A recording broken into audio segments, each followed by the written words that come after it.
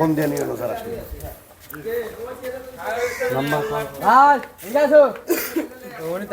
দর্শক আসসালামু আলাইকুম। পথশিশু ফাউন্ডেশনের অফিসিয়াল পেজে আপনাদেরকে স্বাগত জানাচ্ছি। আমি নুরুল আলম নয়ন।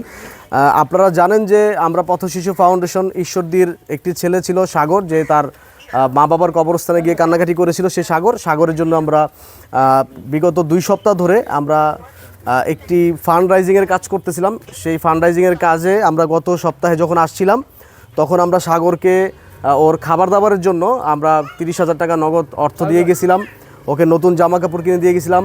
ওকে চিকিৎসার জন্য ডাক্তার দেখানো হয়েছে এবং ঈশ্বরদী উপজেলা নির্বাহী কর্মকর্তা ইওনো মোহাম্মদ মনিরুজ্জামান সাহেব উনি সাগরকে নতুন একটি ঘর উপহার দিয়েছে। তো এখন আমরা দেখবো সাগর আর কী কে পেয়েছে, একটু আমাদের সাথে আসেন। এইটা মূলত সাগরের পথশিশু ফাউন্ডেশনের পক্ষ থেকে বাংলাদেশে যেসব মানবিক জনগণ রয়েছে, সাগরের সে কান্নার ভিডিও দেখে আমাদেরকে প্রায় 3 লাখ টাকা অর্থ সহায়তা করেছে। সেই 3 লাখ টাকা থেকে 1,33,500 টাকা দিয়ে আমরা এই অটোরিকশাটি কিনেছি। এবং আরও আপনাদেরকে দেখাই, আপনাদেরকে একটু আরও দেখাবো যে এইখানে সাগরের যে নতুন ঘরটি হয়েছে, উপজেলা নির্বাহী কর্মকর্তা যে মনিরুজ্জামান সাহেব উপহার দিয়েছে, সেই ঘরের জন্য আমরা এই ফার্নিচারগুলো নিয়ে আসছি। একেবারে নতুন ফার্নিচার। এই ফার্নিচারগুলো সাগরকে আজকেই আমরা এগুলো উপহার দিয়ে দিচ্ছি।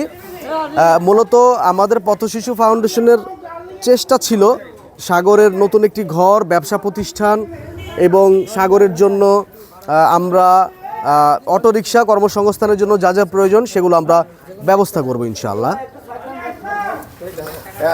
এখন আমরা বর্তমানে রয়েছি ঈশ্বরদীতে। সাগরকে নিয়ে আমরা আজকে তার নতুন ঘরটা আমরা পরিদর্শন করেছি। ঘরে নতুন ফার্নিচার আসছে এবং দেখতে পাচ্ছেন সাগরের কর্মসংস্থানের জন্য নতুন একটি অটোরিকশা আসছে। এই অটোরিকশাটা মূলত আমাদের পথশিশু ফাউন্ডেশনের যারা সাগরের জন্য সহায়তা করেছে সে সকল মানবিক মানুষের অর্থায়নে আমরা এই অটোরিকশাটা সাগরকে উপহার দিচ্ছি। আজকে থেকে সাগর এই অটোরিকশার মালিক।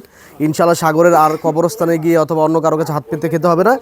এই সাগর প্রতিদিন যে অটোরিকশা থেকে একটা ভাড়া পাবে, সেই ভাড়া দিয়েই সাগর আগামীতে চলতে পারবে। আর এলাকাবাসীর কাছে বলেছি, ওর যে অভিভাবক বর্তমানে সাগরের, আপনারা জানেন ভাই আছে, ভাবি আছে, চাচা আছে, চাচি আছে, ফুপা আছে, ফুপি আছে এবং মুন্সিগঞ্জে ওর মামারাও আছে, নানা নানিরাও আছে। কেউ সাগরকে দেখেনি, তবে মুল্লুক চান সাহেব, আমরা ঈশ্বরদী আসার পরে শুধুমাত্র ওনার কথাই শুনেছি। মুল্লুক চান সাহেব সাগরের জন্য সর্বোচ্চ চেষ্টা করেছে। আমরা মূলত সব কিছু মুল্লুক চান সাহেবের অধীনে দিয়ে দিতে চাচ্ছি। তো আপনার কাছে আসলে একটু জানতে চাই, এই যে সাগরের জন্য এত কিছু পথশিশু ফাউন্ডেশন থেকে দেওয়া হলো, আপনার কাছে কেমন লাগতেছে? সুন্দর হয়েছে।